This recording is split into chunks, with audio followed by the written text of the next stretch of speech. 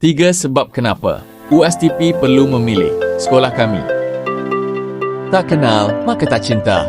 Jom kenali TV PSS SK Pandan Perdana. Salam sejahtera dan selamat datang ke Pusat Sumber Perdana. Di sini, ilmu bukan sahaja dijana tetapi juga menjadi jambatan kejayaan.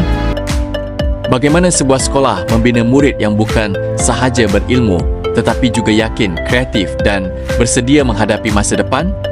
Ya, melalui TV PSS.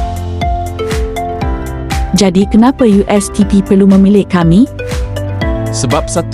Kekuatan TV PSS. Di SK Pandan Perdana, kami percaya setiap murid mempunyai suara dan TV PSS menjadi platform untuk mereka menyerlah. TV PSS SK Pandan Perdana bukan sekadar platform rakaman video. Ia juga merupakan medium pembelajaran aktif yang membina kemahiran komunikasi, kreativiti, kepimpinan dan keyakinan murid. Sebab 2. Impak kepada murid.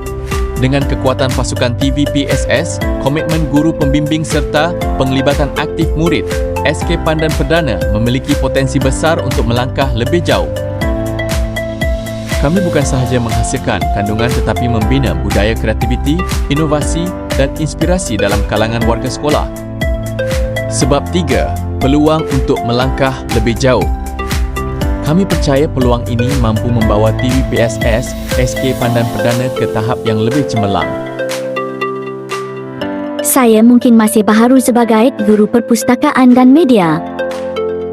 Namun saya percaya dengan bimbingan dan peluang yang tepat, Diksis SK Pandan Perdana mampu pergi lebih jauh. Apabila guru terus belajar, murid akan mendapat peluang yang lebih besar untuk menyerlah.